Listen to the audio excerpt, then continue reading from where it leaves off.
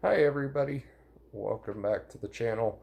So today I wanted to go more into detail about when I was disfellowshipped. So I was disfellowshipped, reinstated, and then I disassociated. So I'm going to tell that story in a little bit more detail. So first off, I just wanted to say thank you for all of the support. I've had a lot of views on my first video especially, which I did not expect, and a lot of comments, likes, and I'm surprised by how many followers I have as well. So I thank you very much for that. I hope to keep this going. I told my story in the first video. I kind of gave a brief overview of how I was kind of raised as a Jehovah's Witness and then how I woke up and left. So I'm going to go into more detail about my story of being disfellowshipped to reinstated and then why I decided to leave. So in 2022, I was disfellowshipped because of drinking alcohol, which I'll go into more detail in a minute. So basically, so 2021, I covered this in my, I think the first video I put out. This is my third video. But I developed a drinking problem after 2020, spring of 2020. We know what happened then. And I used alcohol as a coping mechanism. 2021, I was at a friend's house at a gathering and I drank too much. And, it was all witnesses, people knew. So basically, I was told on, and I had to meet with a judicial committee of elders at my kingdom hall, which was a neighboring congregation. And if you're not a witness, you don't know what a judicial committee is. So that's three elders will meet with you. So it's serious. They're going to judge you, basically. Not basically, they're going to judge you. And it's humiliating because I already knew I'd messed up and I did not need to sit there like a little child and be judged by three people who really didn't know me, and I don't know them very well. I definitely had an opinion on one of them, but that's a story for another day. Uh, so yeah, so 2022. I basically I came out of this. So there's if you're involved in a judicial committee meeting, there's if you're a witness, there's private reproof, public reproof, and there's disfellowshipping. So because there was more than one more than one Jehovah's Witness present at this gathering, they deemed that I had to be publicly reproved, which basically means that there's an announcement made at a congregation meeting. So you're basically publicly humiliated. There's no other way to put it. So they said, they announced my name and they said that I had been reproved, which everybody knows means that I did something wrong, but it's handled and I was deemed repentant, and that's it. So people, so it sets you up for you're gonna have people judge you anyway. Everybody's gonna be talking like, oh, what did he do? It's just what people do. So you'll have some in the congregation that won't treat you any differently, and some that will like mark you, be like, oh, he must be questionable association, so we need to be careful with him at least for a while. So that was in near the end of the year 2021. So moving forward to into 2022, so I had stopped drinking and had it under control. I messed up one day. I had drinks. I got a DUI. not proud of it. Thankfully, I didn't hurt anybody. It was just I was stopped and put through field sobriety tests and got a first offense DUI, first time I've ever been in any kind of legal trouble. And it was a wake up call to me because it was like, alcohol isn't for me anymore. So, first mistake, I immediately the next day went to the elders and I was like, I messed up. So I texted an elder and I was like, hey, I got a DUI last night. And so, Judicial Committee again. I could tell within 30 seconds of walking in and sitting down that I was going to be disfellowshipped. It had already been decided.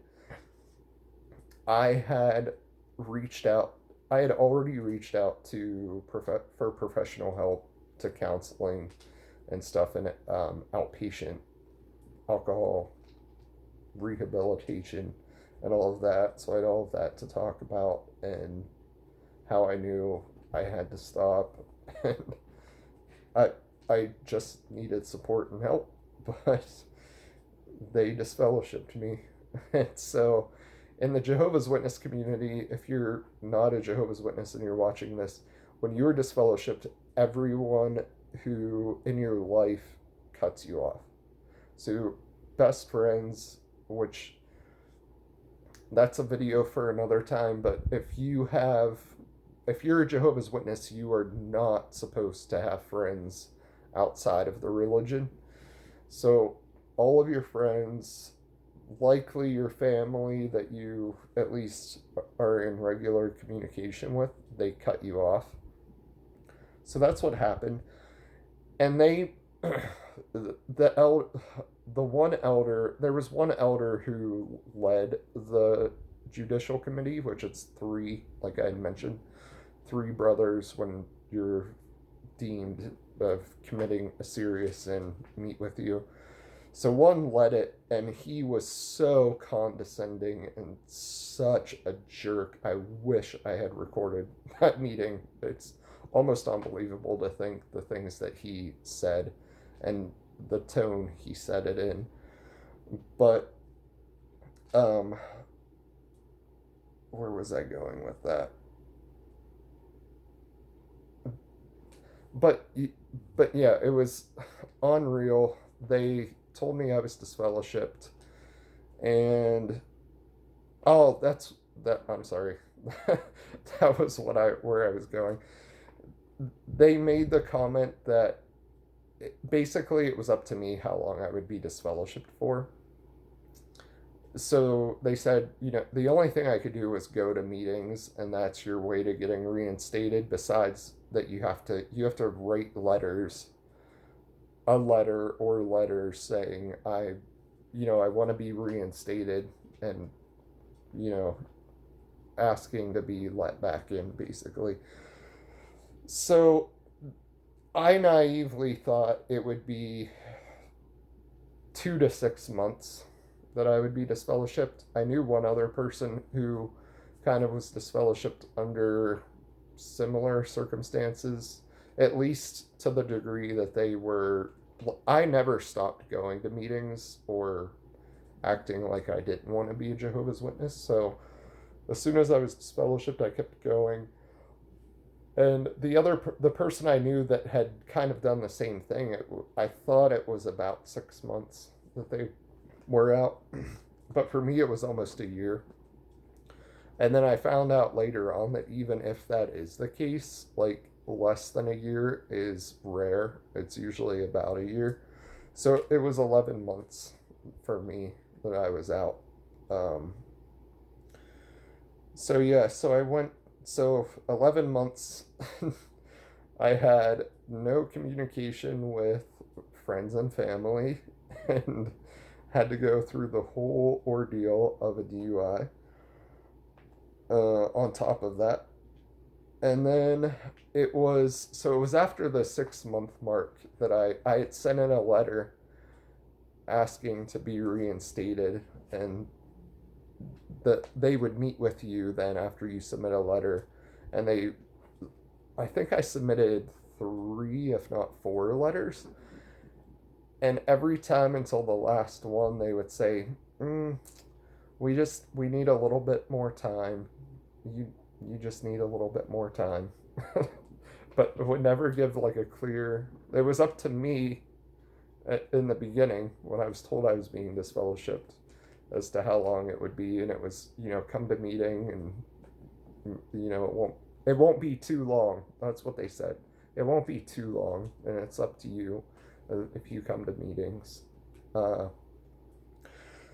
So anyway, I got reinstated, but before that, I started to research the organization really deeply for the first time, and that's when I found out everything: the CSA, the disfellowshipping policy, a lot of the doctrines like the blood issue, the founders of the organization, Russell and Rutherford, a lot of the big ones that everybody talks about, and just the Bible in general and how they cherry pick scriptures. And